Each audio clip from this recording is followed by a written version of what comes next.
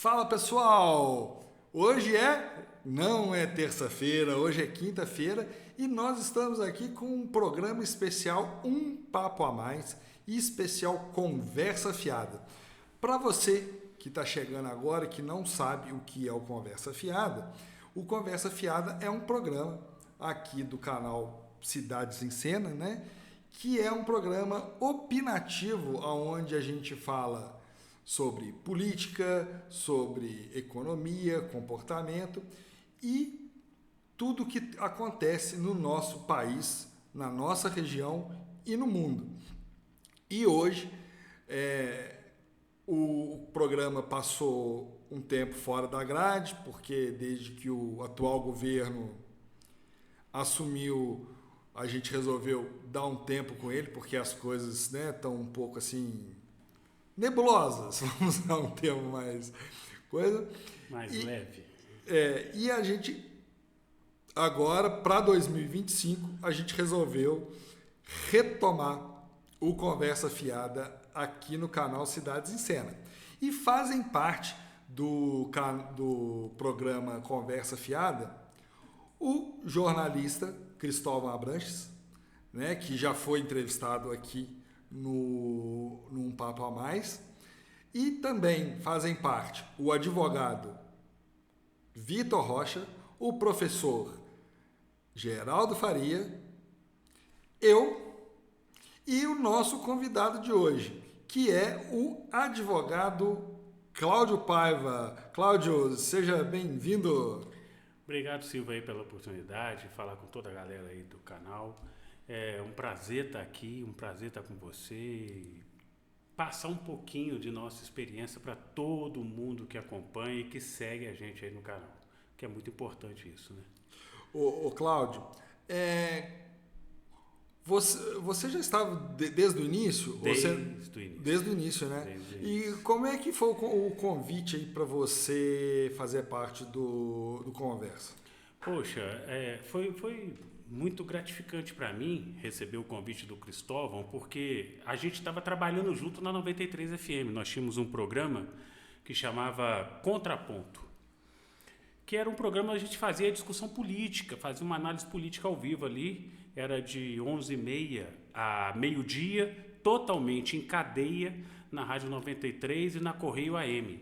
E nesse programa nós fazíamos uma análise e uma reflexão de tudo que acontecia no dia a dia da política de nosso município, de nosso país.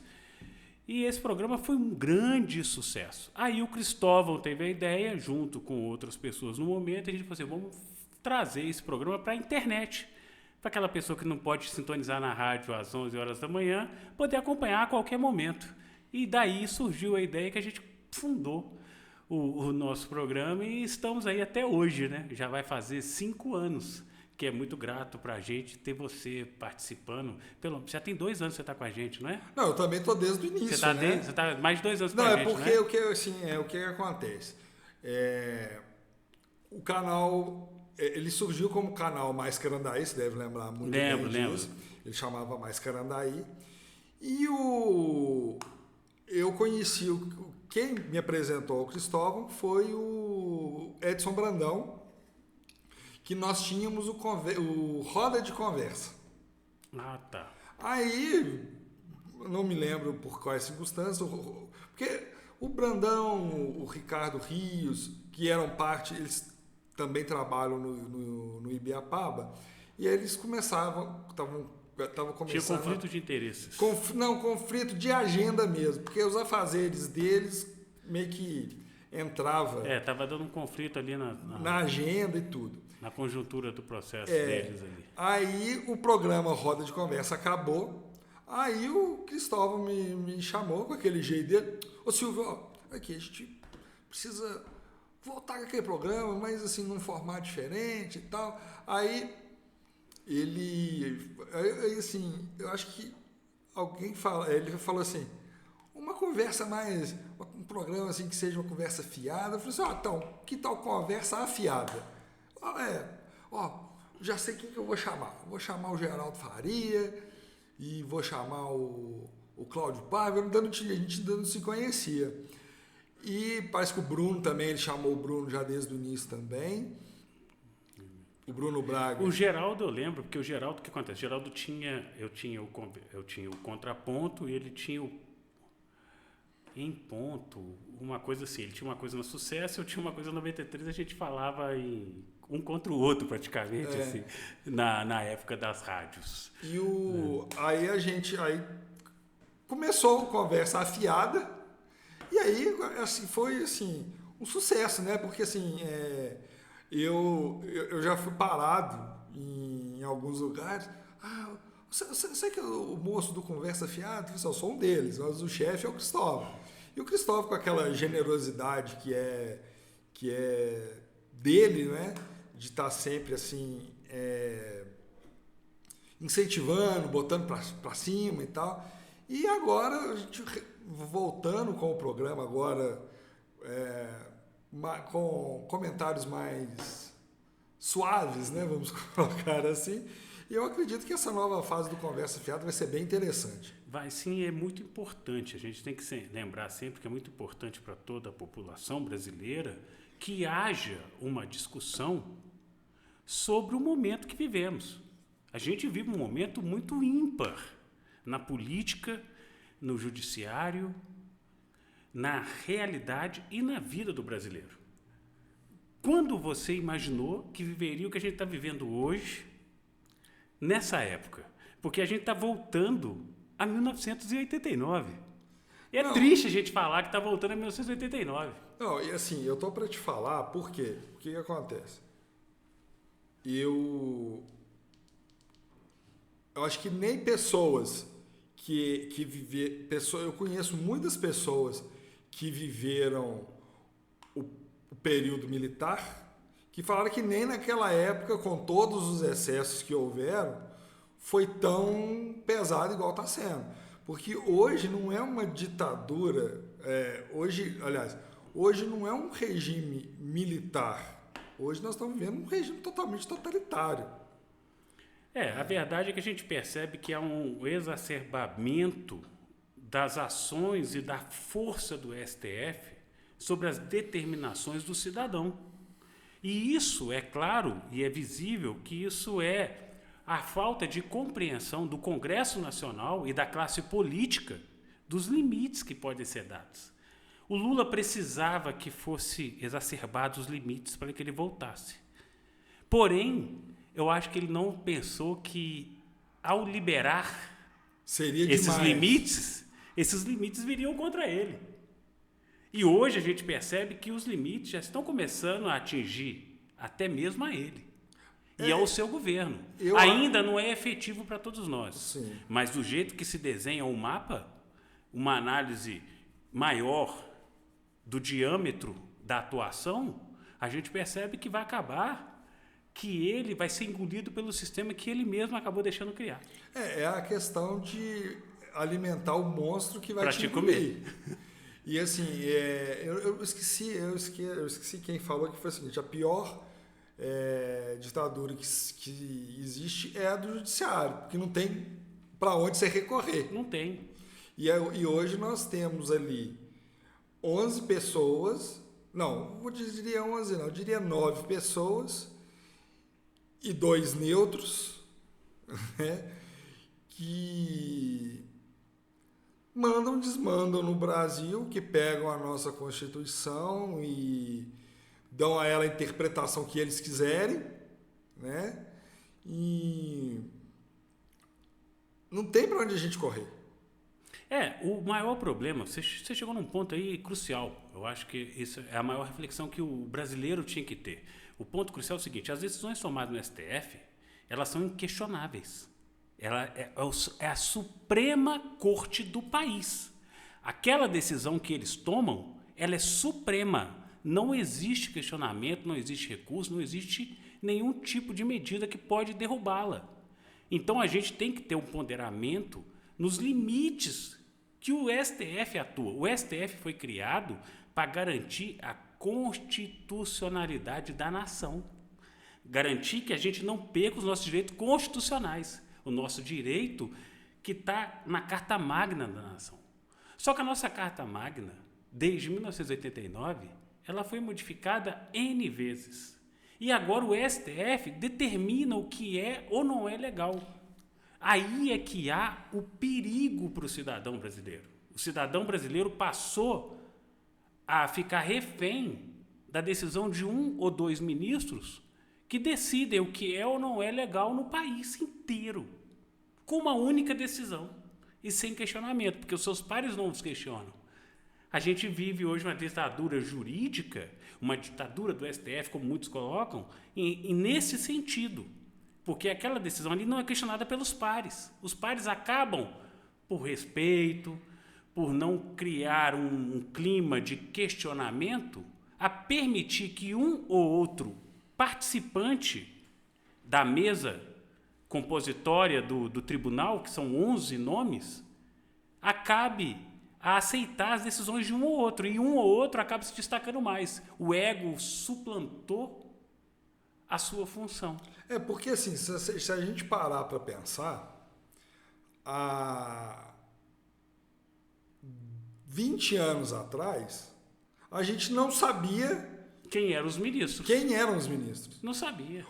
Mas sabia os A gente lembrava de um clássico que era o Sepúlveda da Vertense. Todo mundo lembrava dele. Não, isso mais... Porque ele era um cara histórico, estoico, na parte jurídica em si. E mesmo assim, conhecido mais dentro do meio jurídico. Do meio jurídico. Porque fora isso, para nós... Para o cidadão comum, não tinha notícia do assim, ministro do STF. É o que fala, né? A gente conhecia os 11 jogadores da seleção, mas não conhecia os 11 ministros. Hoje a gente conhece os 11 ministros e não conhece os jogadores da seleção. Você se lembra quando o Gilmar Mendes começou a causar muito problemas no final do governo Fernando Henrique para o governo Lula? O Gilmar Mendes foi o primeiro. Não, toda essa turma... O Lula odiava o Gilmar Mendes. E agora o povo amava o Gilmar Mendes, porque o Gilmar Mendes era contra o governo. Não, até mesmo o Joaquim... O que aconteceu com o Joaquim Barbosa, quando fez as coisas do Mensalão. Joaquim Barbosa. Mas o Gilmar Mendes foi o primeiro. O grande artífice do processo que nós vivemos hoje no judiciário foi o Gilmar Mendes. É que as pessoas não se recordam, porque a memória brasileira é muito curta. Mas o Gilmar Mendes foi o primeiro. Ele atuou enfaticamente contra decisões do governo Lula. Depois veio o Joaquim Barbosa, primeiro-ministro nomeado negro pelo presidente Lula. Porém, o mesmo cara que prendeu todo mundo. Que fez o que fez e aconteceu e se destacou, e aquela coisa, porque ficava todas as câmeras, todas as lentes em volta do Joaquim Barbosa, que acabou desistindo. Eu acho que assim, um dos maiores erros, assim, eu acho que foi justamente essa questão do ego ali dos ministros, porque eu acho que eles se apaixonaram pelas câmeras. Né? Imagina, você aqui, nós estamos aqui conversando, imagina a gente está no Conversa Fiada, todos nós tínhamos reunido, aí só o Silvio aparece em todos os jornais. Isso aqui é extremamente então, aí você imagina, você está ali o tempo inteiro aparecendo, os outros ministros começam a falar, por que só o Silvio aparece? Também quero aparecer. Aí foi o que na minha opinião, o que aconteceu foi isso, os outros ministros começaram a falar assim, por que é só o Gilmar? Ou então, por que é só o Joaquim? Aí começaram a tomar decisões relevantes, de impacto social. Porém, ao você tomar decisões, isso a gente fala muito na nossa análise jurídica dos processos das leis no Brasil. As leis no Brasil têm nome. Você tem noção de quanto isso é errado? Muito. É errado. As leis no Brasil são feitas de momento para a população. Lei não se faz para o afã do povo. Lei se faz para regulamentar o que é certo e errado na vida do povo. Não, e o problema... Eu não posso fazer a lei Silvio Tavares, Sim. nem a lei Cláudio Paiva, ou a lei Maria da Penha. Sim. A lei Maria da Penha é muito útil, sim, mas você, ao dar o nome de uma pessoa para a lei, você individualiza essa lei. E isso torna um mecanismo falho do sistema. Ainda coloca, também gosto, por exemplo, e hoje tem um problema também até mais grave, é que o Supremo ele tem legislado. Né? E tem que tirar, usurpar as Usurpou o funções poder da Casa Constituinte, da que é a Casa, Câmara e o Senado, e passou a do Congresso Nacional, passou a determinar as ações do Congresso. Lei Ana Hickman, Lei Maria da Penha, Lei fulano de assim, tal, Zezinho da esquina, e assim vai. E outra coisa também, assim, que eu acho que tem... eu acho que muito errado, assim, com relação ao Supremo, é o seguinte, é a forma de ingresso ao Senado, ao Supremo. Ao Supremo. Que, assim, é notório saber jurídico e tudo. Nós temos ali ministro que foi reprovado na prova para juiz, acho que 6 ou 7 vezes. Nós temos ali poucos ali que são... Não estou desmerecendo a classe, mas o cara é advogado, mas está ali porque foi o advogado do presidente da República. Acontece o seguinte, a Constituição garante que há o quinto constitucional, que é a escolha de 1/5 de qualquer casa, seja de qualquer fórum, de qualquer lugar, que seja escolhido por um político. Mas normalmente, tradicionalmente no Brasil, ao você escolher um juiz, ao você escolher um representante do judiciário, você escolhia alguém que tinha uma relevância, que era alguém importante. A gente tem hoje a escolha de amigos do rei. Você pensa, nada contra, mas não sei se você acompanhou as últimas declarações do Vanin. Vanin, ele fez Zanin. Ele fez umas declarações que era notoriamente de um defensor. Ele é um criminalista, um defensor criminalista. E ele fez numa análise constitucional de um ato que ele tomaria ali, que a decisão dele vai impactar em toda a nação para sempre, mas com a visão dele de defensor, porque ele não era um juiz, ele era um defensor. Você sendo advogado, você tem que entender o seguinte, você é um defensor ou um acusador, o juiz não. O juiz é um cara que tem que ter a noção da métrica. Ele é o mediador. É o mediador, é a métrica da lei. Aqui exacerba, aqui não exacerba, aqui eu vou igualar e aqui eu vou executar a minha ação. O juiz, essa é a função de um juiz. Então, o certo, eu acho que não tinha nem que mudar a lei por isso, mas o certo era que os políticos tivessem a consciência íntima, pessoal, na escolha dos seus representantes da Suprema Corte, pessoas com alto saber jurídico que fossem juízes. Sim, que tenha igual o pessoal questionou muito o Flávio Dino. Eu não questiono o Flávio Dino. Porque o Flávio Dino foi juiz. É lógico que ele é um juiz político. Ele vai tender a concepções políticas, mas ele foi juiz, aprovado, trabalhou, entendeu e sabe que tem que medir as suas escolhas ali. Agora imagina o cara que nunca foi juiz. Eu nunca fui juiz, eu não sei. Imagina, eu estou lá condenando o Silvio à prisão perpétua ou à soltura. Eu não sei. Eu não fui juiz. Eu não cheguei nesse momento que eu tive que falar, caramba, vou decidir a vida de uma pessoa. E quando o juiz do Supremo decide, não decide a vida de uma pessoa. E decide a vida de 200 milhões de brasileiros. Porque a decisão dele é universal. Aí é o peso do Supremo Tribunal Federal, que eu acho que descambou. Vamos colocar de um jeito simples, acho que para qualquer cidadão que está ouvindo a gente agora entender, descambou. Concorda? Descambou. Porque assim, hoje eles... Porque eu entendo, porque assim, como leigo, né, eu sou leigo na área do direito, mas eu penso assim, que o Supremo, ele seria a corte mediadora final. É só para o momento que... Mas assim, de assuntos referentes ao Estado.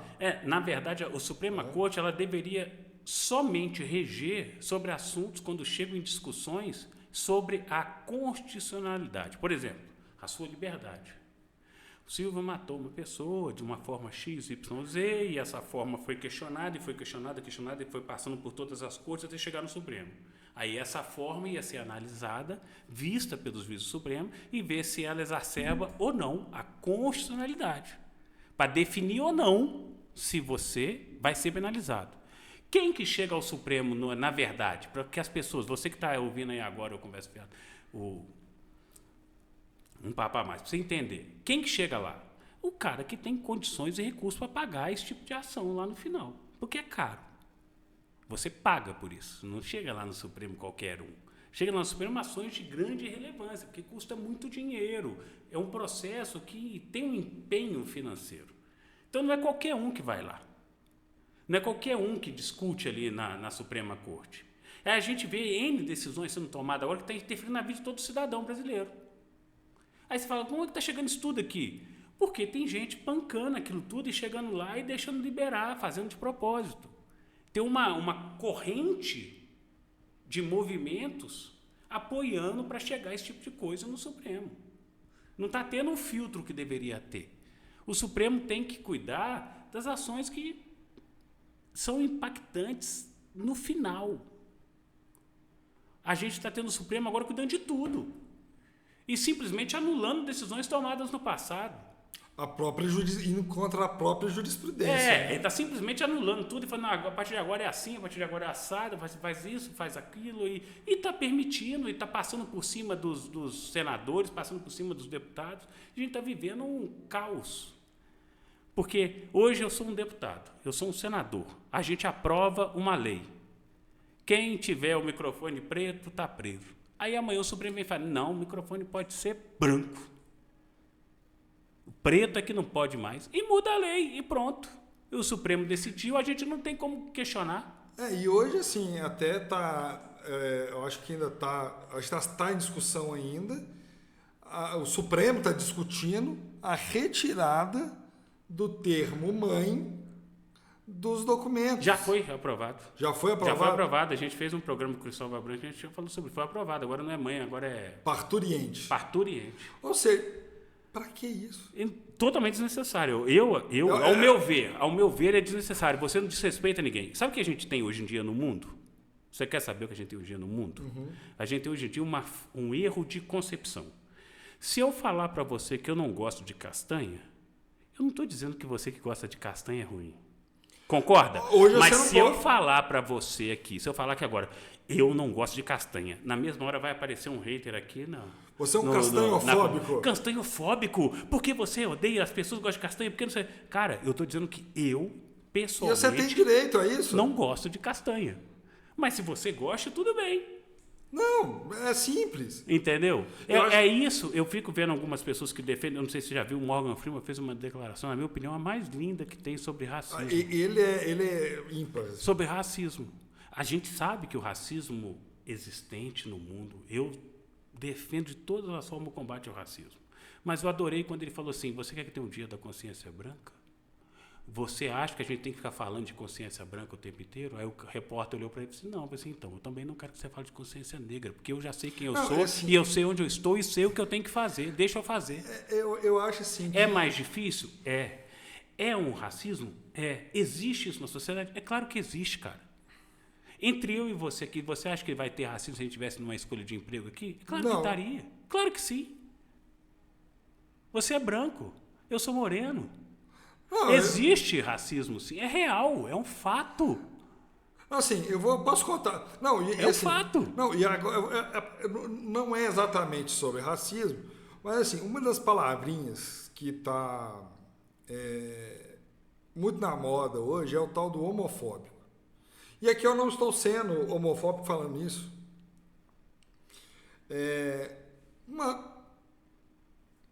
Uma empresa aqui de Barbacena, obviamente que eu não vou expor qual empresa que é, ela divulgou nas redes sociais que estava captando currículo para funcionário para atendente da sua loja. Entendi. Aqui na cidade. Eu mandei meu currículo para lá e, tipo assim, uns 2, 3 dias depois eu recebi uma ligação. Seu Silvio? Sim, sou eu. Aqui é a fulana da loja, fulano ou fulana da loja tal. E assim, nós recebemos seu currículo aqui e tal. Estava vendo. O senhor está disponível para fazer uma entrevista aqui na loja e tal, não sei o quê? Sim, estou e tal. E eu falei, tudo bem, eu vou... Mas o senhor me permite só fazer umas perguntas aqui só para a gente fazer como se fosse uma pré-entrevista, só para eu poder ver como que eu vou poder qualificar o senhor na entrevista e tal. Eu falei assim, não, tudo bem. Aí ela perguntou onde que eu morava, se eu estava morando em Barbacena e tal, papá. E aí ela fez uma pergunta que eu achei estranha. Ela falou assim, Sr. Silvio, o senhor como o senhor se classificaria? Como hétero ou homossexual? Eu falei, heterossexual. Assim, na maior naturalidade, sem coisa nenhuma, só a minha identidade é essa. Ah, tudo bem. Numa próxima oportunidade a gente entra em contato com o senhor. Desligou o telefone e nunca mais entrou em contato comigo. O que eu posso partir dessa definição? E não era o que eu estava procurando. Será que se uma empresa fizesse essa pergunta para uma outra pessoa, será que ela seria taxada como? Ela não seria taxada de homofóbica? Verdade. E eu fui o quê? A empresa foi o quê comigo? Heterofóbica. Se existisse esse termo. Mas isso não pode. Nós não estamos aqui defendendo nada, pelo contrário. Acho que todo mundo tem que ser feliz da forma que tem que ser feliz. Mas se você não pode, a gente não pode e não deve ser discriminatório por um lado, então não pode ser também pelo outro lado. Você entende isso? Entendo. E se eu quisesse processar essa loja? Eu penso que, no fim das contas, eu seria processado. Aí, por homofobia. É uma situação, Silvio, que a gente vive aqui, não só no nosso país, no mundo, que as coisas levaram... É o que eu falei aqui há pouco tempo atrás, que as coisas perderam a concepção. Quando eu dei o exemplo do cara que gosta de castanha. Eu falo para você que existe preconceito, existe. Eu falo para você, eu falo que eu vivi. Por quê? Meus avós são brancos, de olhos claros. Meu pai é branco. Minha mãe é branca. Meu irmão é branco. Só eu nasci moreno. E eu percebo, quando eu ia nos lugares com a minha família, que tinha um tipo de concepção. Tinha um tipo de visão diferente. Só quando eu falava quem era, quando eles falavam, não, é meu filho, não, é meu neto, aí a pessoa olhava diferente. Então eu percebi isso, e eu percebo isso, que existe sim um preconceito visual e um preconceito de imagem. Existe, é um fato.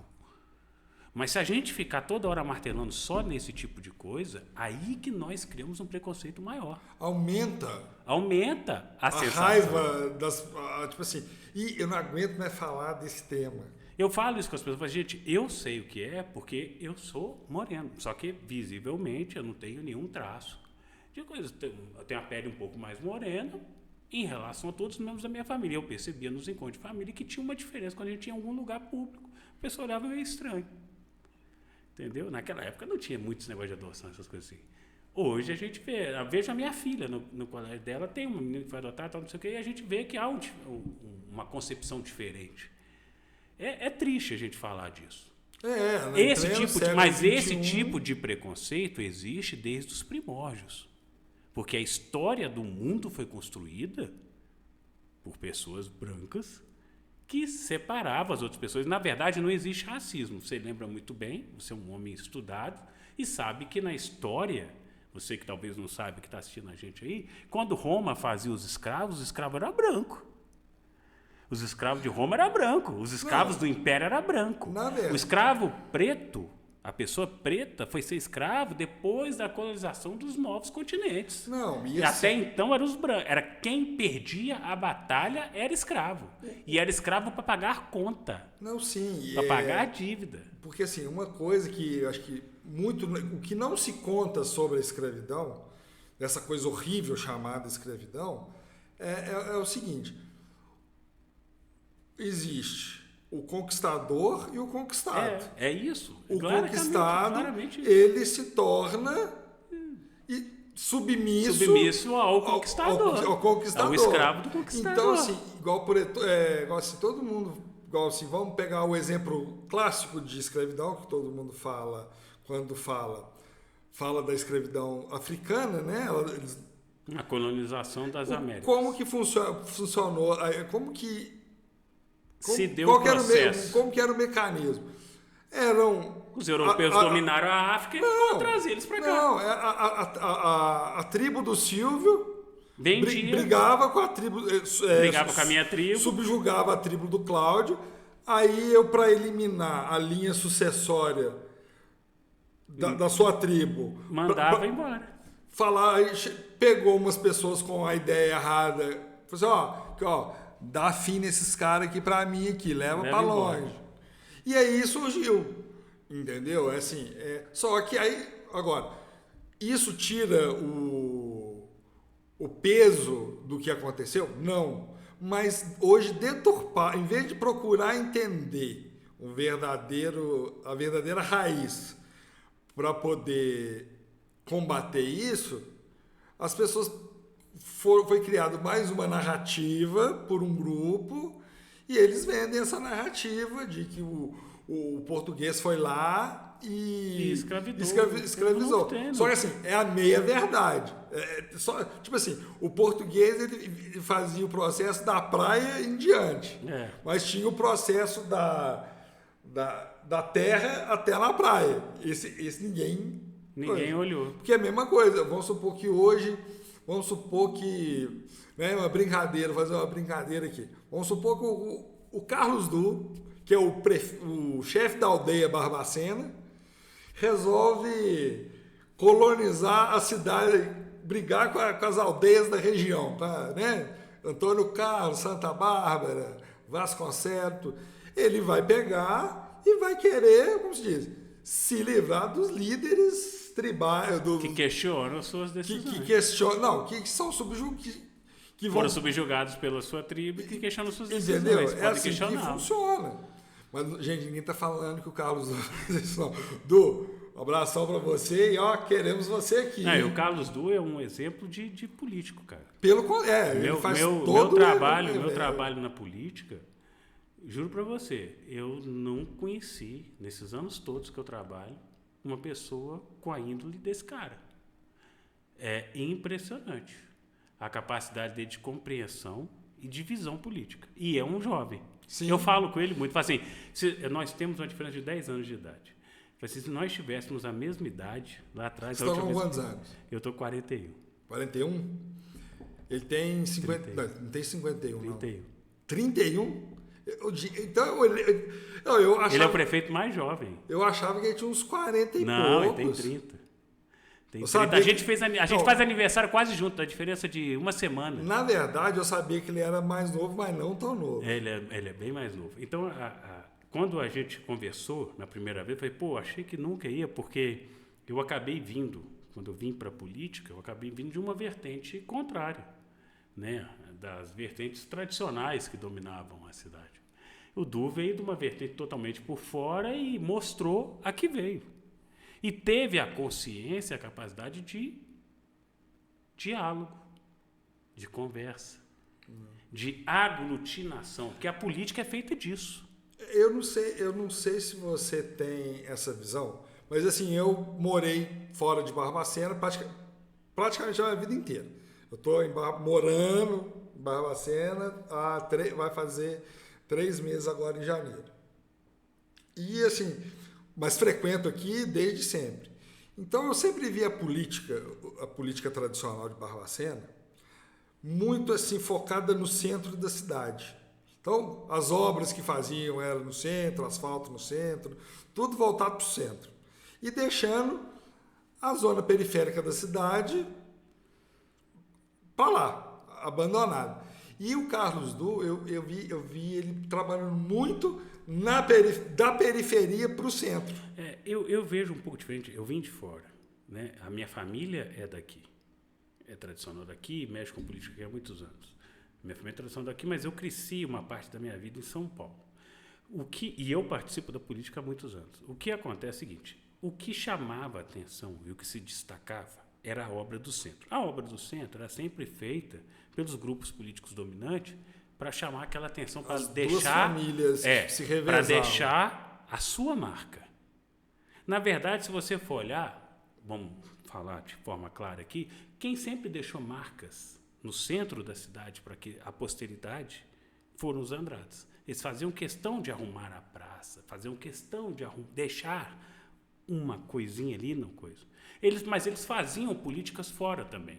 Só que fora nunca destacou, porque você tem que pensar que a época, a mídia, não existia isso aqui. Não, isso aqui não. Não existia isso aqui. Então a mídia e as pessoas todas vinham ao centro. Você só via o centro. Mas existiram grandes obras e grandes coisas que foram feitas na cidade, por isso que eu acho muito horrível quando alguém questiona, fala assim, Andrada, Bias, não sei o que. Eu falo assim, gente, você acha que a Ipicá veio para Barbacena por quê? Porque um ministro lá em Brasília ou lá na capital do Rio de Janeiro olhou para Barbacena e falou assim, vou colocar a Ipicá ali? Claro que não. Você acha que o 9º Batalhão de Polícia veio parar aqui por quê? Você acha que o Corpo de Bombeiros veio parar aqui por quê? Você acha que a Polícia Civil veio parar aqui por quê? A sede do IMA é aqui. Belo Horizonte é submissa aqui. O Colégio Tiradentes está aqui. Você acha quem trouxe essas coisas para cá? Então as pessoas falam assim, essa visão aí é curta. É que as pessoas acabam tendo mesmo. Só tem no... Não, cara, você tem que parar e pensar em toda a dimensão da obra que houve. Eu já falei isso aqui, não uma vez, não duas. Falei na campanha com o Du e ele reconhece, assim, não, a gente tem que reconhecer o que foi feito. Toda a história. A história da cidade. A cidade é importante demais no Brasil. Só que nós, como barbacenenses, as pessoas de Barbacena, não reconhecem a história de Barbacena. A pessoa não sabe que ali na Praça do Rosário tem uma placa com o nome de uma porrada de família que lutou na Segunda Guerra. Os pracinhos. Mas, não sabe que a Praça dos Andradas tem monumentos históricos ali de pessoas que fizeram diferença na história do Brasil. Não sabe que Barbacena ia ser a capital do estado. Você sabia que Barbacena ia ser a capital do estado de Minas Gerais? Sim. Sabe por que não foi escolhida? Você sabe por quê?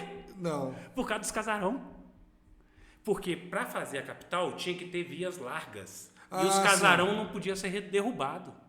Foi o maior problema de Barbacena. Eu sei que nasceu aqui. O decreto foi aqui. Foi ali, foi na Câmara. Foi naquele prédio ali da Câmara que muitas pessoas não reconhecem, não respeitam, que foi tomada a decisão de falar assim, Barbacena é a cidade escolhida, porém não dá para a gente fazer nossas avenidas. Aí tiveram que ir para Belo Horizonte, que não existia nada, e eles podiam fazer o que eles queriam. Porque assim, mas o meu questionamento que eu fiz, que gerou essa reflexão, essa parte da conversa, essa reflexão, eu não estou falando assim, de questionar a importância dos políticos antigos para Barbacena e para a nossa região. Você sabe quem foi o maior político que nós tivemos aqui? Eu acredito que seja a pessoa responsável pelo maior desenvolvimento que nós tivemos aqui. Eu acho que o Andradinho. Não. Quem teve uma coragem de fazer uma obra muito grande foi Lídio Nusca, que só ficou acho que 2 anos no mandato. A Rua 7 e Olegário Maciel, que é de onde a minha família praticamente viveu a vida toda, aquilo ali só foi construído por ele. Ele foi o único cara que teve coragem de bater no peito e resolver. É o que o Du tem feito em várias coisas. Bate no peito e fala assim, vou resolver. Mesmo com questionamento. Mas o que eu vejo... Assim, agora, o Andradia teve a maior importância política da história do Estado. Não só de Barbacena, do Estado. Sim. Mas, assim, uma pessoa ímpar. Mas o cara que teve coragem de fazer uma obra, aquilo ali, não sei se você não mora aqui, mas ali... Moro. Agora você mora. Mas ali era um brejo. Era um pântano. Como era a Rua Bahia. Todo mundo fala muito da Rua Bahia, que da obra que desaba, mas ninguém lembra que antes aquilo ali era um pântano. Igual ali era um pântano. E esse cara teve coragem de fazer lá, o outro teve coragem de fazer ali, bom ou mal, foi os caras que mas fez. Assim, mas assim, o que eu estou falando, assim, o que eu quero suscitar aqui, eu entendo. É o seguinte, é que Barbacena ficou muito tempo na dicotomia das duas famílias. Das duas famílias brigando lá. Ali. Eles não estou falando da importância que todos os dois tiveram grande importância, mas eu estou falando assim que as administrações desse período ficava muito assim, vamos fazer coisa no centro, porque coisas no centro aparecem, o povo vê. É o destaque. Dá o destaque. O que eles estão dentro da visão deles, eles estavam corretos. Porque eles tinham que fazer coisa que justificasse eles estarem no poder. Fazia-se a coisa em outros lugares, mas as coisas em outros lugares não dava aparecia. Visibilidade, porque não existia a mídia. Mas era, tipo assim, de 10 coisas que eram feitas, 2 eram feitas em outro lugar. A maioria era no foco do fluxo de pessoas. Entendeu? Isso que eu tô falando. Onde aparece. E a primeira gestão do Carlos Duque termina agora dia 31, e eu acho que ela focou muito tipo assim, em vez de ser 8 aqui e 2 lá, ele pulverizou. Você acredita que muita gente acusa o Carlos Duque de ter cuidado mais do centro do que dos bairros?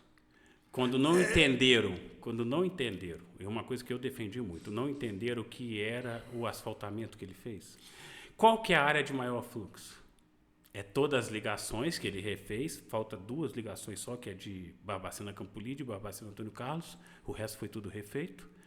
E a área central, que é de maior fluxo de veículos. Eu pergunto para o cidadão que está aí ouvindo para a gente. Não estou defendendo aqui ninguém, mas isso eu falava na campanha política e falo com o Carlos Duque e falo com qualquer pessoa. Alguém mais reclama de buraco na área central, de quebrar pneu? O Geraldo Faria, você lembra, a gente fez um programa uma vez que o Geraldo Faria estava reclamando que aqui na rua da antiga Carvolks? Não. Servolks, antiga Servolks, ele subiu com o carro e rasgou o pneu. Você lembra desse programa? Quem? Que o Geraldo rasgou o pneu do carro dele na subida Servolks? Lembro. Lembra? Existe o perigo de você rasgar o pneu hoje na subida da Servolks, na rua 7 de setembro, ou ali indo para Santo Antônio? Não existe mais. Não, então, o Carlos Du, o que eu acho legal no Carlos Du? Quando eu fui conversar com o Carlos Du, quando ele me chamou para conversar, e eu vindo de outro governo, de outra vertente política, eu falei com ele, cara, nós temos os problemas YZ, você pretende? Não, vou olhar isso aqui tudo e vou buscar essa solução. E eu juro para você, eu não achei que o cara ia conseguir fazer. Igual o problema do Pontilhão. Todo mundo lembra do alagamento do Pontilhão. Eu fiz um vídeo lá com um cara que o motor do Honda Civic dele morreu em frente à antiga Ford. Na época, o governo Luiz Álvaro. Eu fiz o vídeo lá. Eu achei, um absurdo. Tá aqui o problema, gente. Tá entupido o encanamento. O problema tá aqui, a água tá saindo aqui. É só resolver aqui. Luiz Álvaro passou, todo mundo passou. O Du foi o único cara que pegou aquilo ali e falou assim, o problema é aqui, vamos cavar isso aqui tudo, trocar a tubulação aqui e fazer resolver. Acabou o alagamento do Pontilhão. Mas assim, é isso que eu tô falando. Era um entupimento, cara. Ele começou a realmente sanar os problemas. Assim, onde que é o problema? É aqui. Se você chegar nele, o Carlos Du é um cara assim, se você chegar nele e falar assim, Du, eu tô com um problema aqui, tá alagando aqui o passeio. Você deve ter visto, o pessoal reclamou do passeio aqui, saiu na internet. O pessoal tá aí arrumando, tá alagando o passeio, vamos arrumar o passeio. A Caixa Econômica alagava durante anos, cara. Não alaga mais. Acabou. Simplesmente porque fez, O que tinha dentro da tubulação? Até colchão, pedaço de colchão e cobertor tinha lá dentro. Eu vi os caras tirando, velho. Tiveram que arrancar os canos e trocar os canos. Igual o caso do Pontilhão. A população também não colabora. Não colabora. Então, aí você critica um político, o que acontece? Nenhum político, as pessoas têm que dizer o seguinte, o Silvio faz aqui atrás das câmeras, vocês estão vendo? Não estão vendo. Ninguém vê. Mas o Silvio é mais importante que aparece na câmera ou que está atrás da câmera? O que está atrás da câmera, porque é o que vai gerar para você. Só que você só vê o que está na frente da câmera. Então, se ele tivesse disputando um cargo político, ele teria que preocupar com o que aparece aqui na frente da câmera. É o que todo político preocupa, com o que está na frente da câmera. Ele acaba deixando o que está atrás, se eu tiver que mexer debaixo da rua, vai dar problema. Não, e eu acho que uma coisa legal também do Carlos Du é o seguinte, gente, ele não está botando nenhum centavo aqui nesse episódio do podcast. Eu defendo. Ninguém aqui, né, mas assim, o que é a César, o que é de César? A gente tem que dar parabéns pro Du, porque assim, além de ser um cara que trabalhador, ele acertou um segundo ponto. Ele montou uma equipe que bota a mão na massa. A equipe dele é fenomenal. Fenomenal. Como eu falo com ele assim, ele é um menino de São Cristóvão e os meninos do Du, eles ficavam meio pé da vida. Eu falei assim, vocês têm que ficar elogiados. Ele foi num programa de rádio e a galera ficou meio pé da vida. Eu falei assim, não fica pé da vida não, fica feliz, cara. Vocês são os meninos que deu solução para o problema dos velhos. Não, ele, assim, o Du... Que ouviu. Ele montou... Ouviu o problema e resolveu o problema. Os meninos que resolveram o problema. São meninos. Ele montou uma equipe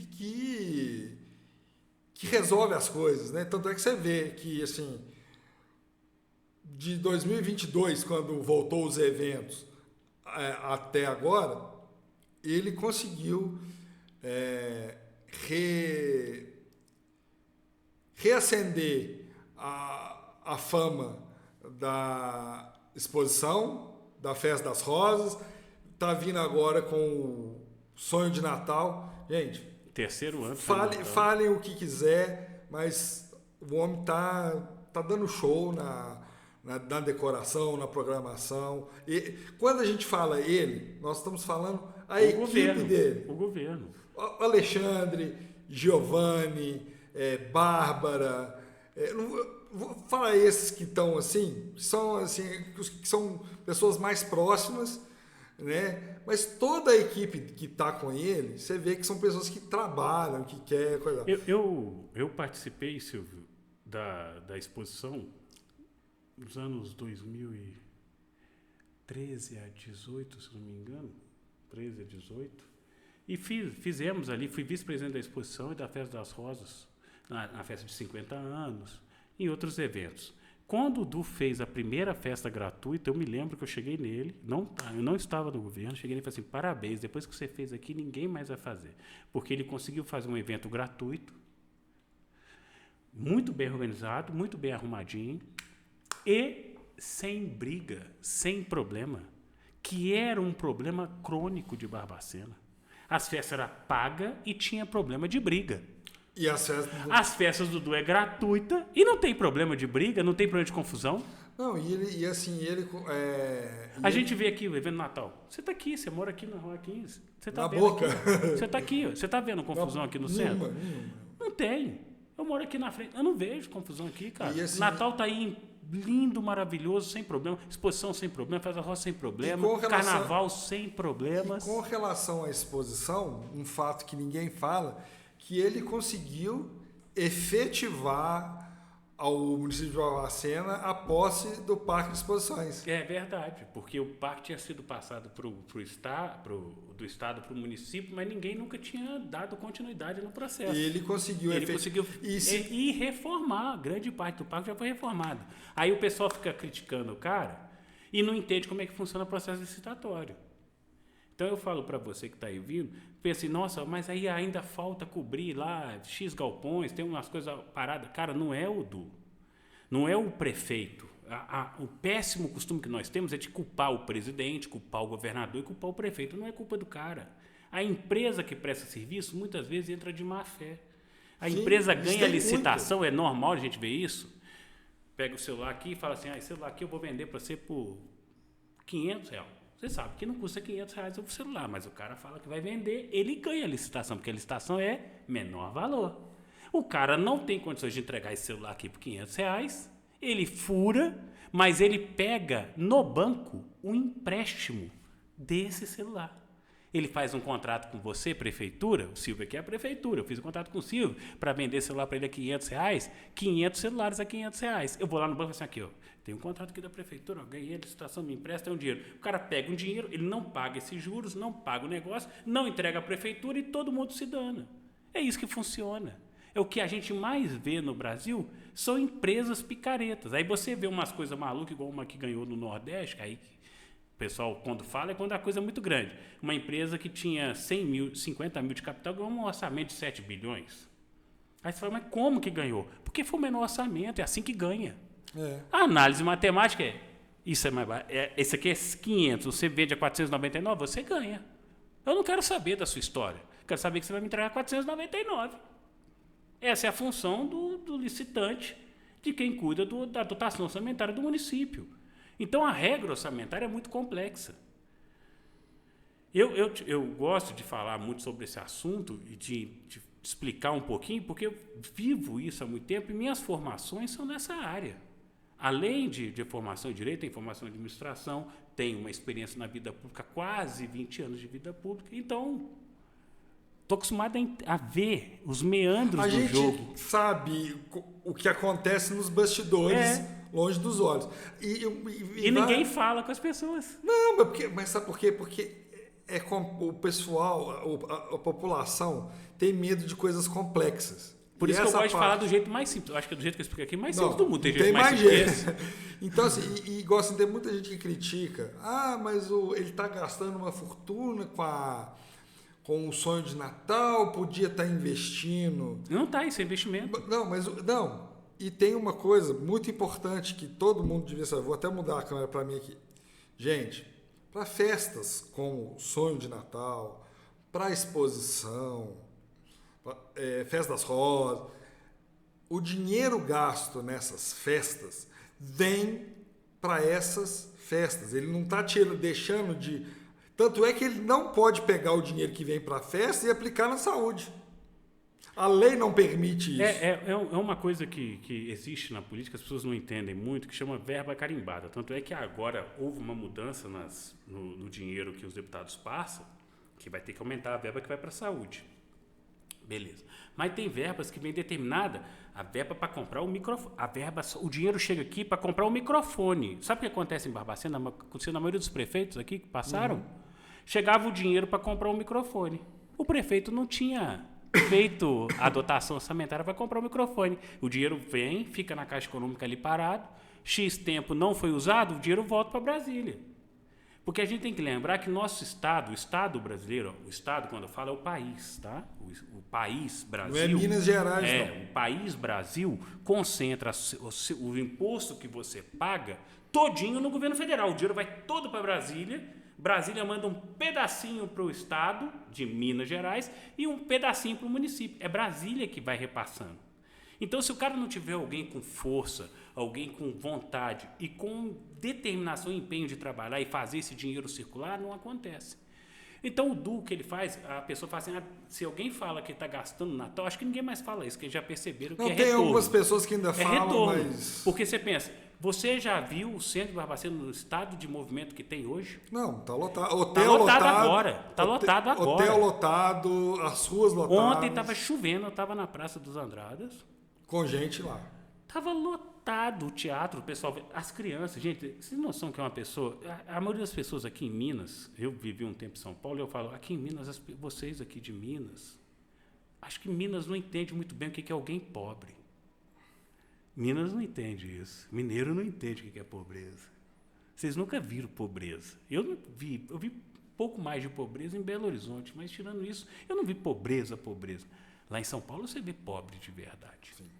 Sem nada. O que vocês aqui falam que é barraco, é um costume aqui de Minas falar São barraco. Paulo é luxo, né? São Paulo é casa. Barraco é feito de latão e papelão. É barraco. Aqui vocês falam barraco casa. Eu falo vocês porque eu nasci, a minha família é daqui, mas eu nasci em São Paulo. E quando eu cheguei aqui, eu comecei a olhar e falei, gente, as pessoas falam que é barraco. Isso não é barraco. Isso é casa. Lá era barraco. Meu pai me ensinou, e meu avô me ensinou, a gente tinha que ver, a gente levava a gente para ver a realidade das pessoas, a gente ia lá fazer os nossos trabalhos sociais, por isso que eu faço isso há tantos anos, para poder ver como vivem aquelas pessoas, entender, para você é um privilegiado, você tem sorte. Então, se você for fazer algo na sua vida, você tem que fazer sempre em benefício do outro. Tentar ajudar as pessoas da melhor forma possível. Eu falo para você, Silvio, esses anos estou trabalhando nesse meio político, em nessas coisas que eu fiz, as pessoas te fazem estigmas, te marcam de uma forma que você talvez não seja. A pessoa não preocupa em conhecer você pessoalmente, ela não quer saber quem é o Silvio, ela não quer saber quem é o Cláudio, ela quer saber o que os outros falam ali, ou o que os outros vê, ou o que sai no jornal, o que sai na internet. Ela pré-julga as pessoas, tem um pré-conceito das pessoas, sem conhecer a realidade das pessoas ou conhecer o que ela faz de verdade. E esse é o maior erro que nós temos aqui. É o que eu te falei da sensação que eu tenho, e tenho, sim, às vezes, de sentir um pré-conceito, mas que muda rapidamente quando a pessoa te conhece alguma outra coisa. Tirando isso, não. E eu acho isso horroroso, eu acho isso desnecessário. Eu acho que é muito interessante a pessoa buscar conhecer a história da pessoa, conhecer de onde veio, o que fez, por que faz aquilo. Porque às vezes você está vendo uma pessoa ali prejulgando uma pessoa por alguma coisa, mas você não sabe o que ela faz no dia a dia dela. Isso é muito comum. É muito errado, cara. E é muito errado. Não, tô falando que é muito comum, Mas é um errado. erro muito grande que a sociedade tem atualmente de pré-julgar as pessoas. E eu odeio pré-julgamento. Eu não faço pré-julgamentos. A gente tem concepções íntimas. Todo mundo tem que ter as suas preconcepções íntimas. Mas você não pode pré-julgar ninguém por aparência, por roupa. Você não sabe quem que é a pessoa. Hoje eu estava conversando com uma pessoa falou assim, eu não sabia quem que eu não sabia. Eu falei, poxa, sério? É triste isso, cara. Mas, ô Cláudio, você, igual nossa conversa aqui, deu para notar, assim, que a sua paixão na política, a sua paixão em tudo que você fala com muita, assim, muita empolgação, muita paixão. E queria te perguntar, de onde que veio toda essa paixão pela vida pública, essa paixão pela política? Isso nasceu com você ou já veio aí já vem de família aí? Cara, é uma pergunta muito boa. Obrigado pela oportunidade de falar. Muitas pessoas, os antigos conhecem. Até recomendo que você ainda aproveite alguns antigos que ainda estão vivos. Sim, sim. Porque eu aprendi muito com meu avô. Meu avô, Silvio, era um homem muito pobre. A cidade de Paiva era a fazenda da nossa família. Nós viemos de lá.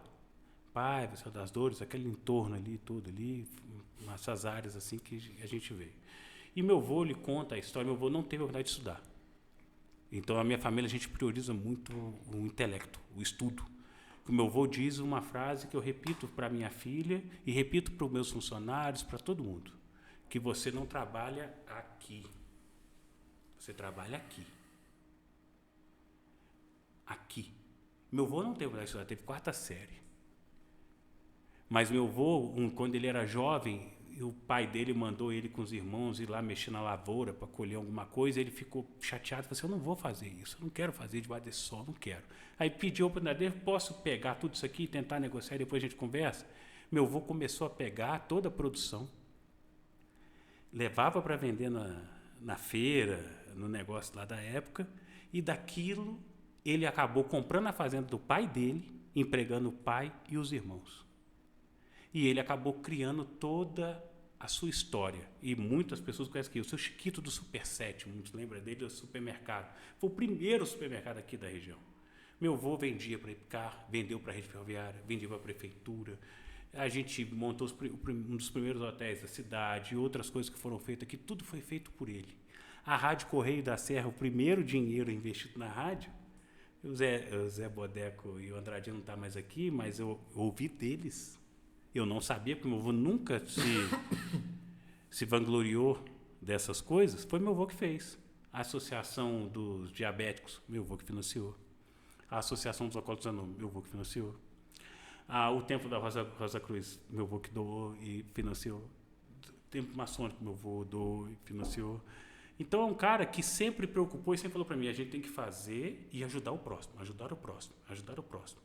Ele tinha lá os barraquinhos, que o povo que chama de barraca, as casinhas dele, ele dava para a pessoa, ajudava a pessoa que você estava, contratou. Eu conheço um monte de gente, quando eu falo, o cara fala, pô, seu avô me ajudou no começo da minha vida, eu estava passando fome, seu avô me deu a cesta básica, seu avô arrumou uma casa para mim, morar sem pagar aluguel, não sei o quê. E aquilo foi me motivando. Meu avô nunca quis se envolver em política.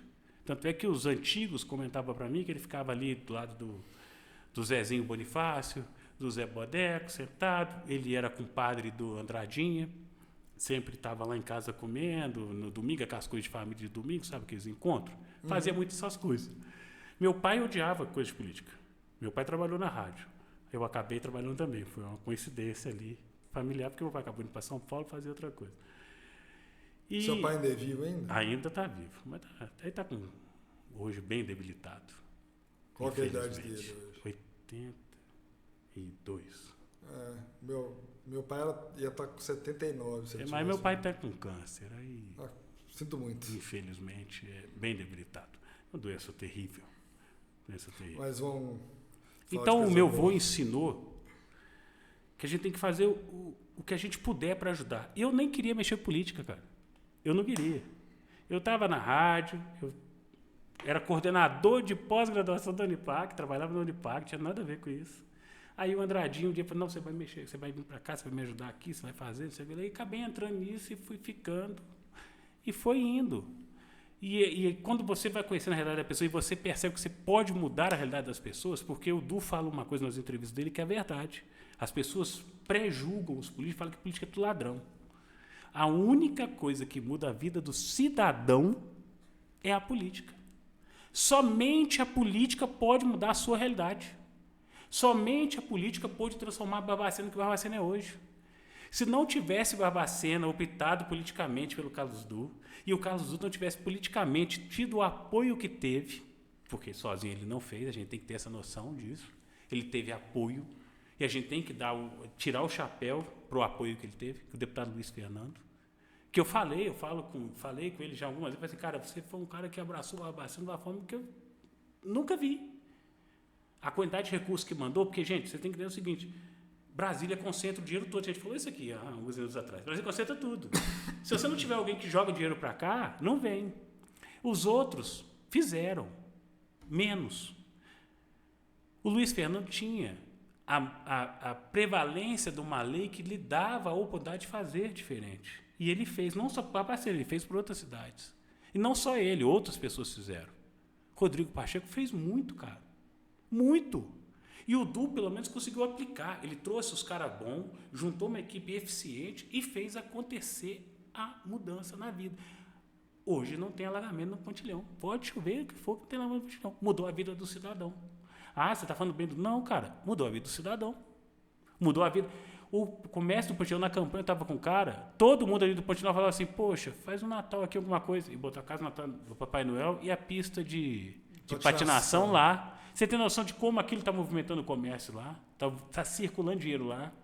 Levou a decoração à Praça do Rosário, levou até lá na Igreja da Boa Morte. Você tem noção de como isso está movimentando pessoas? Expandindo, né?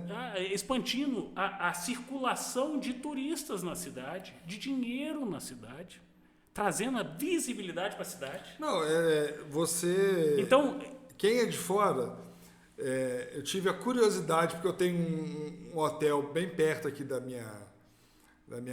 onde eu estou morando, e mesmo sendo um hotel de alto padrão, no final de semana não tem vaga. Cara, e a gente está tendo uma experiência cultural, que é o que eu falo para vocês, a pessoa que talvez não entenda, mas muita gente humilde, muita gente pobre de verdade, que você talvez ache que é pobre, mas você não é pobre. Você nunca viu uma pessoa pobre. Quando você vê ali essas pessoas que não tiveram contato, está tendo contato a teatro, a entretenimento, a parte lúdica da vida. E assim, tudo... De ver tudo gratuito. E tudo assim, de ponta. E de primeira qualidade, não é nada... Meia boca não, tá fazendo um negócio direito. De ponta. Direito. Como entregando. a população merece. Como a população merece, que você paga. Então você vai assim, não gastou, cara, investiu. Está tendo assim, retorno. E Barbacena, quanto mais uma cidade se destaca, é por isso que eu falo, Barbacena não conhece a própria história. Quando meu avô era um cara muito simples, não contava essas coisas que ele fazia. Quem me contou foi o Fortinim, que já faleceu, mas que era um grande defensor da nossa cidade.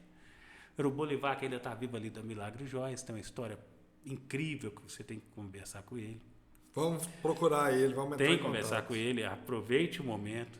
E tantos outros. A história do pai do Getulinho, ali do Master Plaza, era um cara que era parceiro do meu avô.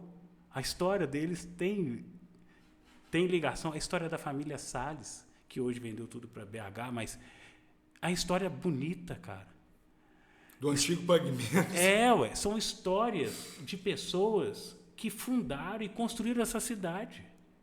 E a nova geração nem sabe mais. A pessoa não se preocupa que nome de tal rua, quem que era, quem que fez, aonde veio, por que está ali. Tem um porquê. E essas pessoas batalharam pra caramba. Eu tive a oportunidade de conversar com eles me contando que meu avô levava eles no caminhão, eles traziam lá, todo mundo junto num caminhão para São Paulo para buscar mercadoria para vender aqui. Tem noção do que é isso? Você não vê esse tipo de irmandade hoje. Hoje é concorrência. Não. Começou todo mundo junto. Vamos lá, vamos crescer junto, vamos crescer junto. Olha que coisa legal, cara. Aí quando eles vão contar, eu falo, poxa. Aí quando eu vou falar comigo, não, você tem que fazer, você tem que... Aí eu comecei a entender. E comecei a aplicar. E a minha convivência com... Eu digo para você, a maior aprendizado que eu tive na minha vida foi os momentos que eu tive de conversa com o Bonifácio Andrada. Pode falar o que for dessa família. Mas essa família, o cara tem uma cabeça, uma concepção dela. Não, eu acho que independente, assim, de...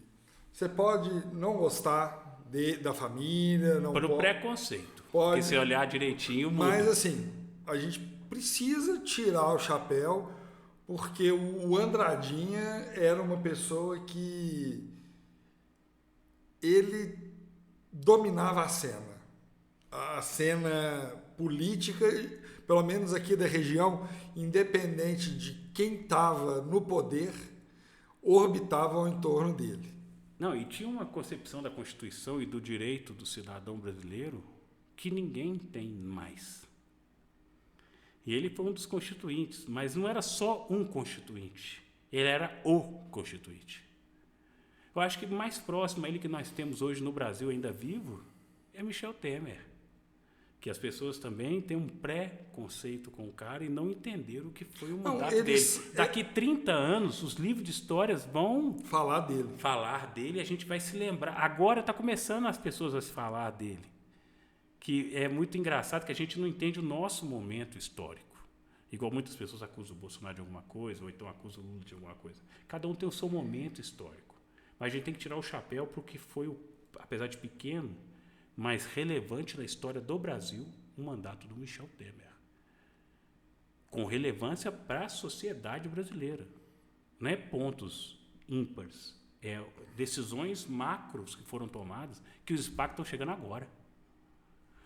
E a gente não vê isso. É triste a gente falar isso. É igual o Du, você falou, Natal, não sei, a pessoa, não sei o quê, a pessoa não está entendendo. Daqui 5 anos, quando o Du já não for mais prefeito, tiver um outro prefeito aqui, Barbacena vai estar no calendário nacional. Já está ficando, já está já no direito nacional de receber recurso. 3 anos consecutivos já conseguiu cadastrar, o Du conseguiu finalizar.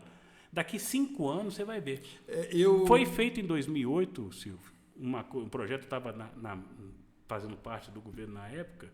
O Festival da Loucura foi feito aqui, foi tido a iniciativa, sendo fantástico, alguma coisa. Infelizmente não deram continuidade. Quer ver outro projeto que foi feito e não deram continuidade, que era o maior problema que tinha em Barbacena?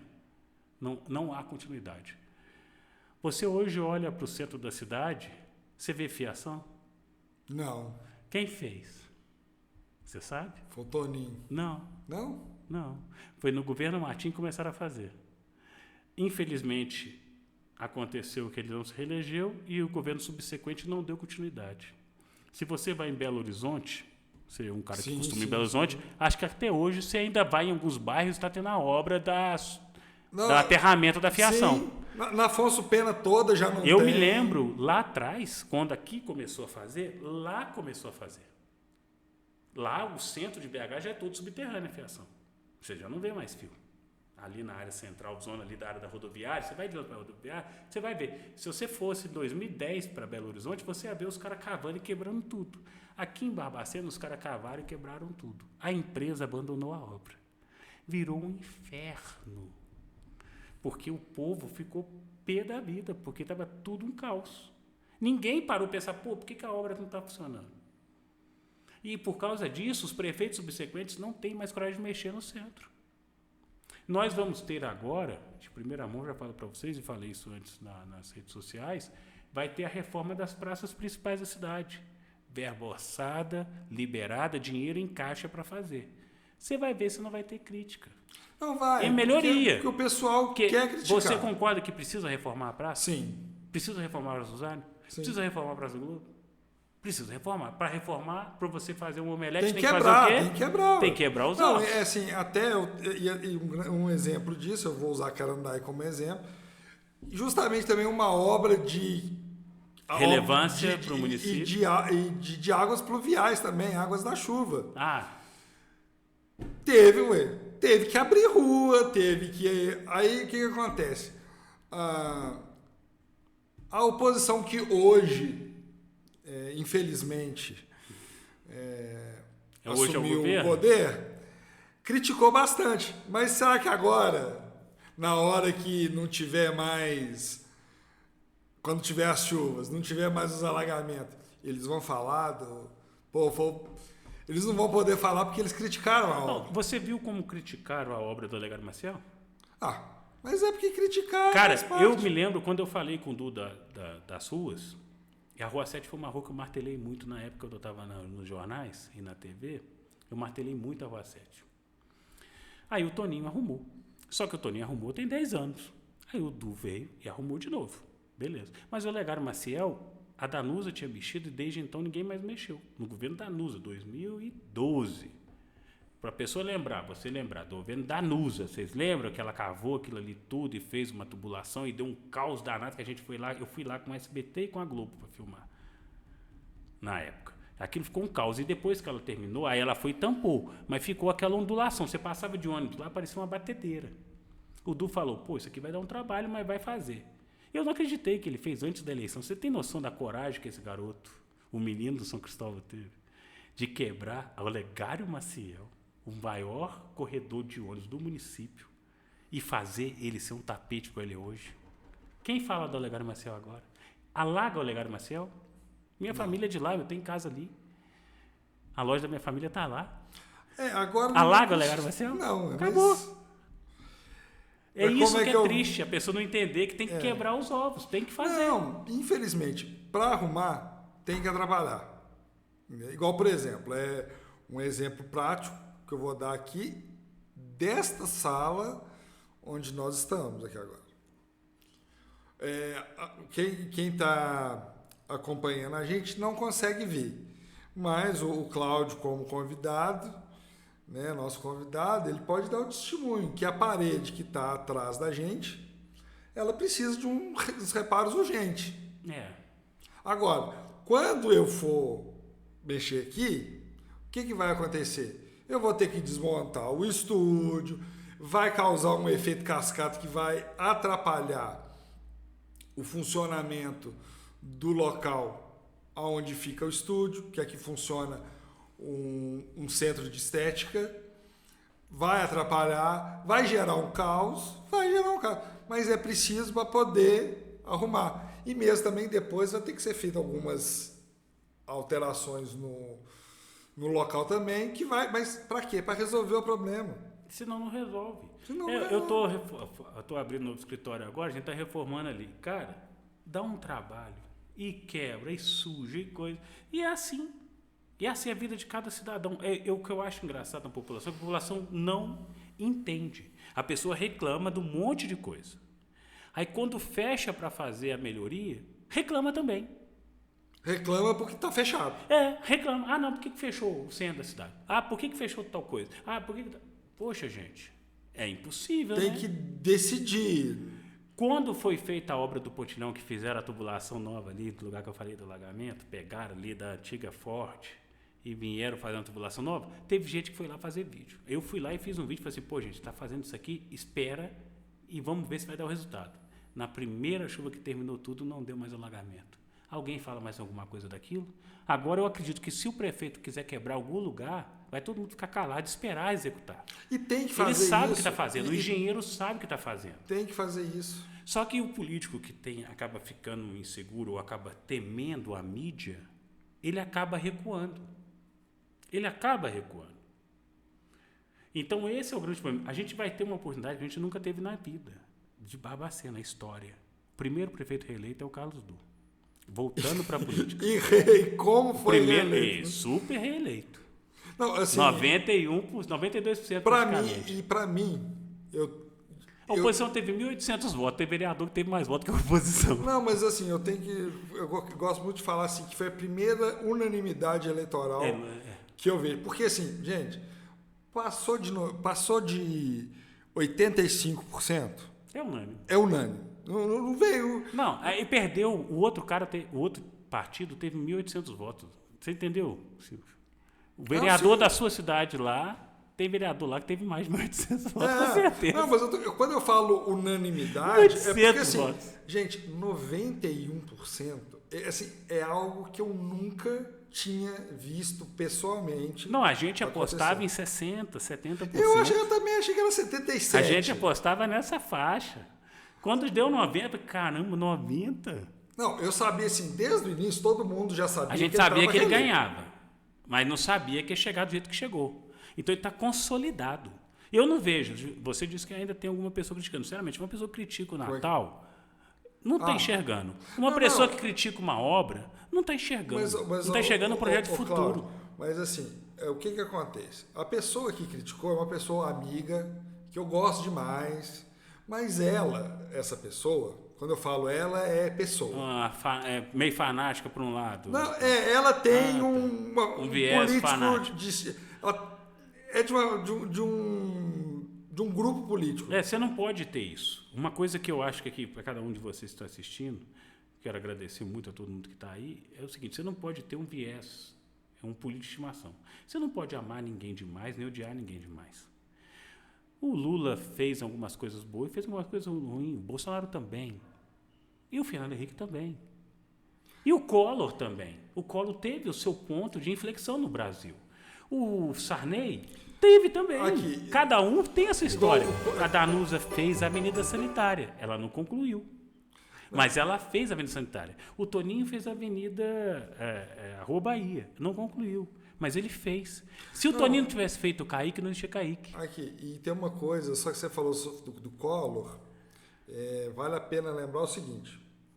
Para quem aí nasceu 2000 para cá, para frente, não sabe nem o que a gente está falando. É o seguinte, até o governo Collor, não estou aqui absolvendo ele dos atos errados que ele cometeu, né?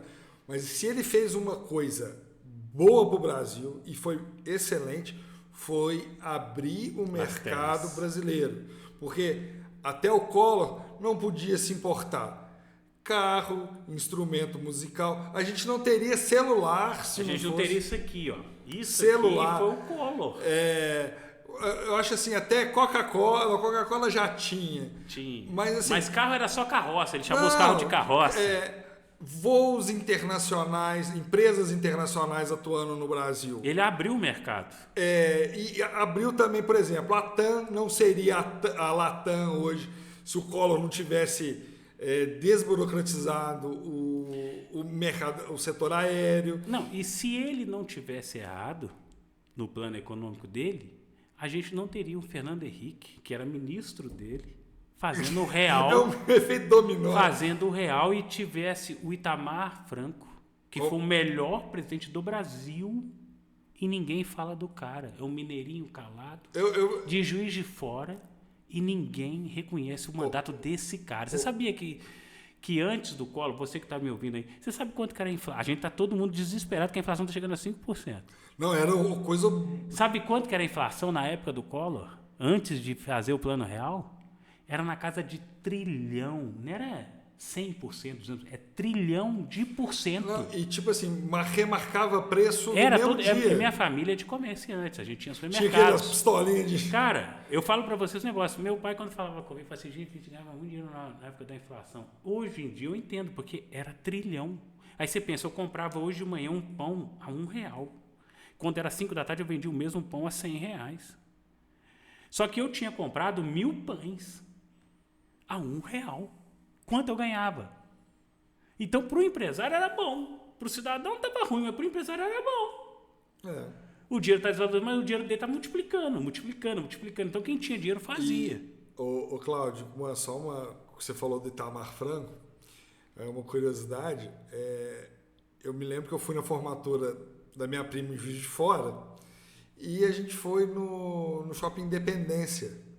E eu estava na livraria Saraiva e de repente, assim aí entrou uma pessoa, eu lembro, Você conheceu o Itamar Franco? Eu vi, assim, eu não conversei com ele, mas tive a oportunidade de vê-lo pessoalmente. O senhor entrou, ele já estava de idade, E ele entrou na livraria, assim, totalmente... Gente, o presidente da República estava ali na frente. Ali. Então, assim, são pessoas que são muito injustiçadas. Na minha opinião, é uma pessoa que a história, mais à frente, eu acredito que vai reconhecer o seu papel fundamental na construção do país que nós vivemos, que está sendo destruído por erros econômicos. Não, assim não vai ser destruído porque vai haver o conserto, acredito eu. Mas é um cara que fez a mudança política do país. É muito triste a gente ver um povo que não tem história, um povo que não tem educação. É o que eu falo. Meu avô falava, eu não. A gente trabalha aqui, não aqui. A gente vê hoje pessoas que não dão valor à faculdade, ao estudo, ao empenho, à determinação, à evolução.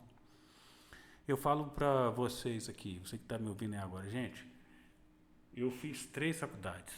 Eu fiz 9 pós-graduações e eu ainda não sei nada na minha vida. Eu aprendo todo dia. E sabe como é que eu gosto de aprender? Ouvindo uma pessoa mais antiga, uma pessoa com mais vivência, lendo, estudando a cada dia que passa, que a gente vai aprendendo cada dia uma coisa nova. E o que me deixa triste é ver essa geração atual que não quer nem ler uma frase de 3 linhas. É muito para eles. Um vídeo de mais de 1 minuto é muito para eles. É uma geração perdida. Eu tenho medo da geração que está vindo aí. Porque os nossos pais, os nossos avós vieram da labuta, do trabalho árduo, da dificuldade para comprar um pão, uma camisa, um tênis, de dificuldade de criar algo. Essa geração ganha tudo na palma da mão. Você tem um celular na sua mão, você tem acesso à internet. A gente viveu isso, né, Silvio? Nós não tínhamos internet como você tem aí hoje. A gente conectava na internet, era final de semana. Não, e assim, a gente conectava na meia-noite de sexta para sábado, aí era um pulso até 6 horas da manhã de segunda. E não podia tirar o telefone do gancho, não, caía. Uma coisa interessante, eu comecei minha vida, em relação às pessoas, eu comecei com um site de cobertura de fotos. As pessoas nem entendem o que é isso hoje. Ah, sim. Comecei com um site de cobertura de fotos. Qual que era? Eu tive o flagras.net, o ebaladas.com, os mais antigos vão lembrar, e depois o iMix. O iMix a gente atingiu, acho que foi 14 estados, se eu não me engano, que a gente chegou a cobrir. Na época, estava começando o Orkut. Eu garanto que algum de vocês já ouviu falar do Orkut. Estava começando. Mas você ia na festa, você não tirasse foto para um site, você não sabia que você estava na festa. Não tinha celular que tirava foto. Não tinha nada. Era só a equipe de cobertura que fazia os eventos. A gente começou fazendo isso. Depois disso que eu parti para o bar, o Boteco da Facul, aí eu parti para a danceteria, para o lounge, foi indo e acabei depois enveredando para a política e indo para outro lado. Mas eu comecei com essa parte de evento, lidando sempre com pessoas ali, fazendo essas coberturas. E era muito legal, cara. Era a rede social da época. As pessoas ficavam doidas. Saía no sábado, segunda-feira, ia todo mundo para as lan houses para pedir para ver. E eu vivi isso porque lá em Carandaí... E imprimia as fotos, você lembra? Lá em Carandaí tinha... No carnaval tinha um bloco que chamava Só Nós Mesmo. Eu participei desse bloco de 97 a 2017. Caramba. E, sei lá, só foram 20 anos, né? E eu me lembro que, acho que por 15 anos, eu era o fotógrafo do bloco. Então, assim... A galera... Tipo era assim, o mais requisitado, né? O bloco saía no sábado. No domingo, a gente já tinha que subir as fotos. Assim, porque todo mundo E dava queria... um trabalho, né? Nossa, eu me lembro. A internet era uma carroça. Eu tinha a equipe de fotógrafo que fazia a nossa cobertura. De vez em quando eu tirava também. Mas eu me lembro como é que era requisitado. E no dia seguinte todo mundo desesperava porque queria as fotos. E pra você subir as fotos... Era uma dificuldade do caramba, vez, uma dificuldade do caramba, porque a internet era lenta pra caramba, e você tinha que reduzir. A gente usava aquelas câmeras, eu usava a câmera Canon, aquelas Canon que a lente retrato, e tinha umas Sonyzinhas que também tinha lente retrato. Eu tenho a minha ainda. Eu tenho uma Sonyzinha dessa. Em algum lugar. Eu achei várias fotos, passei para muitas pessoas que estão assistindo aí, a galera que está assistindo aí, eu já recebi uma foto que eu mandei do passado para esse gente, vocês lembram dessa foto? A galera, poxa vida, porque é legal, era legal. Assim, gente, era divertido. Existiu um tempo onde as fotos se revelavam, passavam por papel. Hoje a gente chama de imprimir, mas antigamente era revelar. Colocava, tinha o álbum, e o meu pai, adorava fotografia, então assim, ele tem os álbuns. Tipo assim, ele tirou uma foto nossa aqui agora. Ele colocava Silvio e Cláudio, a gente colocava estúdio tal, data tal. Eu me lembro que a gente fez uma festa aqui na Euro Choperia. Muita gente não vai lembrar. A gente chamava a festa Orkut Fest. Tava bombando o Orkut. A gente conseguiu nessa época fechar todas as casas de Barbacena. Era o Mirante, que hoje em dia virou um pub. Era a Baden, muita gente vai se lembrar da Baden. E era só o Mirante. Tinha a Loft, chegaram a fazer na Loft. A Loft, a gente cobria muito a Loft até, infelizmente, o André deixar a gente. Que, a gente aliás, cobria muito a Loft. A Loft Cláudio, era top. E só uma curiosidade. Nós temos todas as fotos, nós descobrimos todas as fotos da Loft. Você está falando do André? Pessoa assim que... Era ímpar, né? Ímpar. E só uma curiosidade. No casamento do Vinícius, você lembra? Você estava lá no casamento? Não. Tava Mas lá? o dono desse apartamento é o pai do André? Ah, tá. No dia do acontecimento, a gente estava no casamento do Vinícius. Doutor Vinícius, um abraço aí, doutor Vinícius. Foi meu parceiro, o irmão dele foi meu parceiro ali no Calibrano. Lá na medicina ali era também um barzinho legal que tinha na época. Era muito interessante. Aí eu fui enveredando da parte de cobertura, eu fui para mexer com a parte de evento. Quando eu fiz o Boteco da Facul, foi um sucesso de 2008 a 2012. Nessa faixa aí, lá para 2013 eu vendi e acabei fazendo a Upload, que também foi muito legal. Quem teve a oportunidade de ir se lembra. Você não foi, você não estava aqui, você devia ter ido. Foi uma proposta diferente, entendeu? Porque você pensa, naquela época uma pessoa ter um tablet na portaria era top. Tinha um tablet e você não comprava convite. A pessoa não comprava convite. Seu nome tinha que estar lá no tablet. Senão você não entrava. E você podia entrar com uma garrafa de bebida. Você não podia entrar com energético, porque a gente tinha um patrocínio da Red Horse. Na época só existia Red Bull. Aí surgiu a Red Horse. A Red Horse fechou com a gente e o energético era deles. Então o cara podia entrar com uma garrafa de vodka, na época era vodka, rum e uísque. E tinha o Big Apple. Big Apple? Lembra do Big Apple? Bebida que fez sucesso. Aí você podia entrar com uma garrafa, ficava nas mesinhas no lounge externo. Você podia beber a sua garrafa ali, depois você entrava dentro da casa e você tinha que comprar a bebida da casa. Sim. Você podia o gelo e o energético comprava da gente. A nossa festa de inauguração a gente fez com o Du Condé Blues. Infelizmente já não existe mais a banda. Os meninos ainda tocam, separados. O André ainda toca, se eu não me engano. O André Torres, não é? O André Torres ainda toca. O André Torres, baterista. É isso, baterista. Ele tem a casa dele, o barzinho dele. Ali na Boa Morte ali. Quase. Tem o barzinho dele ali. Então a gente fez com eles, fez mais foi 2 shows, foi tudo gratuito. Bebida, champanhe, tudo na inauguração. Foi muito legal. Assim, são boas memórias. Era Rodrigo Nese do Condé Blues. Rodrigo Nese do Condé Blues.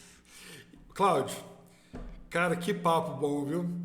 Você acredita que já tem 1h30 que nós estamos aqui conversando? Caramba, já? Olha só, nem vi o tempo passar.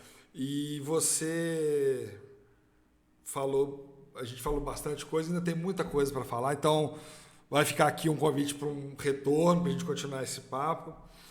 E assim, cara, eu tenho que te agradecer por ter vindo aqui conversar com a gente nesse programa especial do Conversa Afiada.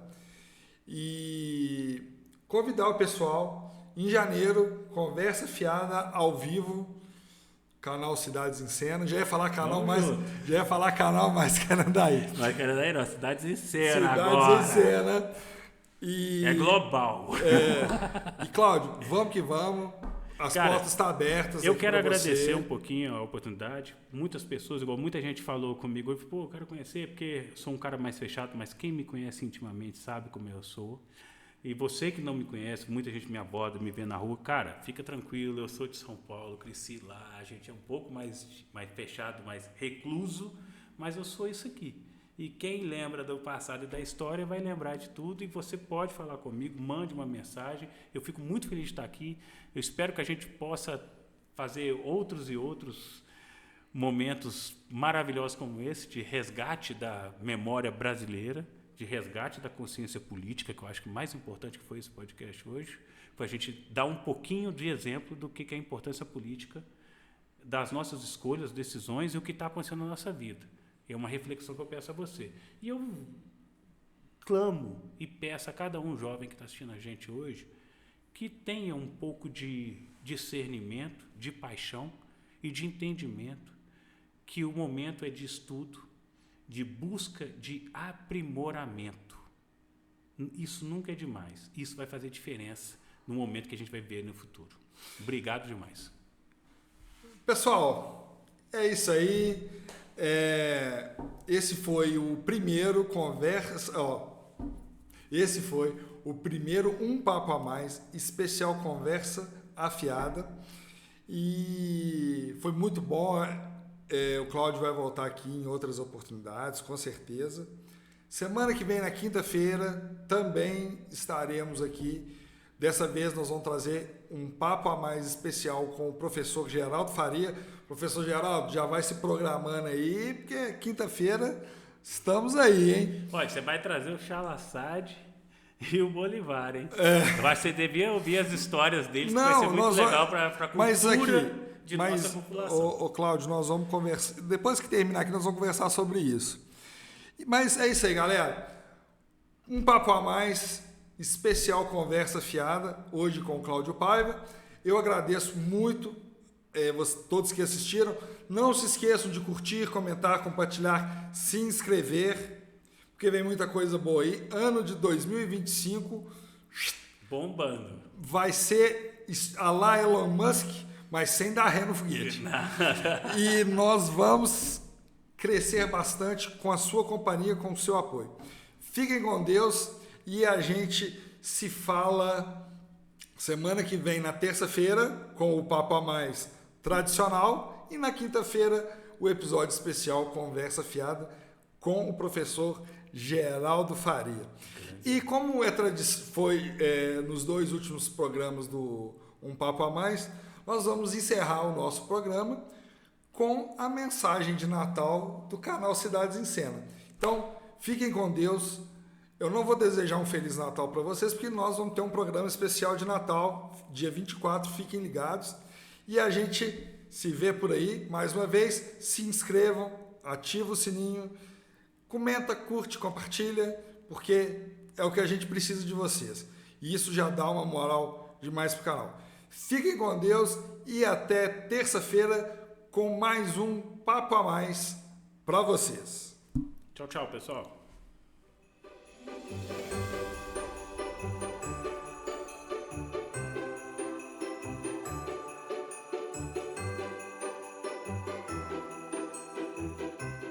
Neste Natal, mais que presentes materiais, o que realmente importa são os momentos compartilhados, os sentimentos que aquecem o coração e a presença daqueles que amamos. Que a luz dessa época tão especial ilumine nossos caminhos, trazendo esperança e um renovado amor. Que possamos lembrar que o verdadeiro espírito do Natal está em sermos gentis, em estender a mão ao próximo e em valorizar o que realmente faz a vida ser cheia de significado. Que o Natal seja uma oportunidade para nos reconectarmos com a essência do que somos e com o que realmente importa, o carinho, o respeito e a união. Que o amor reine em nossos lares e se espalhe pelo mundo, trazendo conforto e alegria a todos. Um Feliz Natal cheio de luz, paz e momentos inesquecíveis ao lado das pessoas que fazem a nossa vida mais rica e significativa. São os votos do canal Cidades em Cena.